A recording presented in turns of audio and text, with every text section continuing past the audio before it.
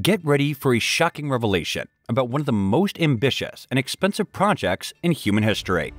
Today, we're going to talk about The Line, the futuristic linear city proposed by Saudi Arabia's Crown Prince as part of the NEOM project, and why it is expected to fail. Despite claims of housing millions of people and operating solely on renewable energy, this $1 trillion project is facing financing issues, technological obstacles, and a reliance on volatile oil exports.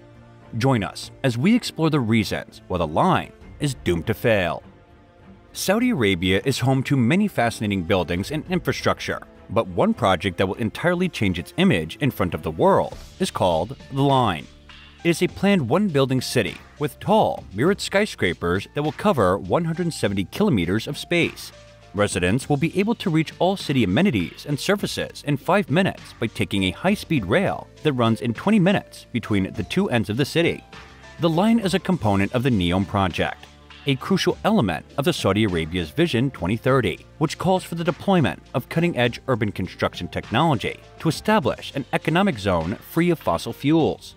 In order to compete with Saudi Arabia's regional adversary, the United Arab Emirates, Riyadh hopes to be able to draw foreign investment and multinational firms.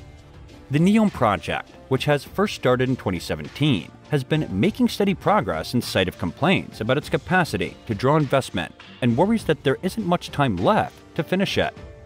Now, with 8 years left until 2030, completing the vision is the forefront priority of the kingdom, so apprehensions regarding a possible slowdown are baseless. Arhama Siddiqa, a research fellow at the Institute of Strategic Studies, Islamabad, or ISSI, said in an interview, "Even the COVID-19 pandemic did not drastically slow the city's construction. In the aftermath of the pandemic, economic rehabilitation is at the forefront of all countries' political agendas. This is why Saudi Arabia will have no issues in filling any labor gaps with regard to construction and investments in the project itself," Siddiqa explained. NEOM now claims that The Line will accommodate 450,000 people by 2026, up to 2 million by 2030, and finally 9 million by 2045. However, like all large-scale initiatives, NEOM has its share of difficulties, some of which Riyadh has handled, and some of which continue to be a problem. So let's take a look at these challenges and find out how they can cause the projects to fail miserably. Economic challenges. The biggest barrier for massive initiatives like NEOM and The Line is finance. According to research, Saudi Arabia has had little success in luring financial support and investment from other governments and businesses. Although NEOM was initially intended to be finished by 2030 with a $500 billion budget, some reports say that the metropolis may not be finished until 2050, which would result in a huge rise in prices. Because of this, it is anticipated that the project as a whole, including The Line, will cost the kingdom $1 trillion. The Public Investment Fund, or PIF, the kingdom's sovereign wealth private investment company, is funding the project. However, Riyadh has not been successful in forming any financial alliances for NEOM, with the exception of conversations with some foreign businesses, essentially Russian ones, to build parts of the infrastructure. According to Justin Alexander, the director of Kalish Economics, the only major foreign investment announced to date is the green hydrogen plant, and even the PIF-owned Lucid Group has decided to instead locate its electric vehicle factory in King Abdullah's economic city, which has a developed infrastructure and is located close to major population centers. Adding to this, the kingdom's oil exports, which have been erratic in recent years, are a major factor in the financial survival of PIF. Riyadh anticipated a huge fiscal deficit of more than $79 billion in 2020.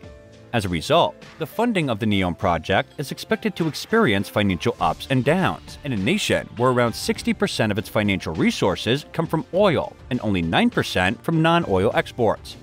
Moreover, the market's financial limitations and a goal to become less reliant on oil led to the implementation of a 5% value-added tax in 2018, which was then quadrupled to 15% in 2020. So, several Saudis, who will ultimately be responsible for paying for this project due to inflation and tax pressure, have voiced their displeasure with the extravagant expenditure on high-profile projects. The finances coming from the PIF may also be affected by the oil price volatility. Finally, COVID-19's adverse impact on the project's finances and schedule needs to be offset effectively, as this risk was not incorporated during the planning of the project. Asif Shuja, a senior research fellow at the Middle East Institute at the National University of Singapore, stated in an interview. Technical challenges. Since the NEOM project aims to transition society from smart city period to the cognitive city era, it will require overcoming challenges of technology that Saudi Arabia cannot resolve on its own. The line is not an entirely original architectural concept. In fact, American architects Miles Graves and Peter Enziman proposed a similar idea in 1956 to build the linear city between Boston and Washington. The architect Rem Koolhaas' floating pool plan in the 1970s book Delirious New York has similar components. Nonetheless, achieving these concepts would represent a tremendous victory for the kingdom. The important thing is to ensure the first mover's advantage, as some of the new technologies that could be specifically built for this futuristic city would soon be replicated by the competitor, Shuja explained. Therefore, it is crucial to adhere to cutting-edge urban design technologies that will grab the interest of investors and future city residents. If not, NEOM would be added to the long list of Gulf cities that are still under construction. For instance, in spite of the projected population of 2 million, King Abdullah's economic city, a city and port with a $10 billion investment, accommodates less than 10,000 people now. In addition to this, there is also Dubai's The World, which is currently sinking back into the ocean, Oman's Blue City, and the now abandoned waterfront project in Dubai. So, does NEOM offer anything that would shield it from the same fate? Realistically speaking, Saudi Arabia's reliance on foreign skilled workers will be its biggest technical challenge in NEOM, a problem that is unlikely to be rectified in the near future. Although the vision of NEOM is heavily geared around expatriate labor, if it is to contribute to the kingdom's goals of creating guilty private sector employment for its citizens, then it will need to persuade Saudis to move far away from their families, which could be difficult to achieve, Alexander said. Social challenges. The last set of difficulties that Riyadh will face is societal. NEOM is located in the northwestern Tabuk province. The Hiwit clan, which has farmed this province for many generations, was set to lose their land in April 2020, according to plans made by the Saudi government. Yet Abdul Rahim al-Hawidi, a member of this tribe, refused to cede his ancestral territory to the state and posted a video on YouTube warning that he might be assassinated. He was shot twice by the police shortly after that, killing him. Human rights activists launched a chorus of protests following his death. Meanwhile, religious communities all around the nation have voiced their displeasure with MBS's secularization of Saudi society and his attempts to modernize the nation through initiatives like NEOM and Vision 2030. Omar Musar, an assistant professor of international relations at Bursa Uludağ University in Turkey, stated that, aside from technicalities, the real challenge to NEOM is how the kingdom can use it as a symbol for a cultural purpose, particularly secularism, which would have to be tolerated by the entrenched clerical authority. Thus, the issue of ideational incompatibility of NEOM will not surface until the project is ready for service. So, in conclusion, with MBS's ambitious initiatives, the line in NEOM may succeed for the kingdom, drawing in international investors and grabbing the public's attention. Once complete, it will be a dream come true for all the residents living in the futuristic megacity, with all the luxuries in life.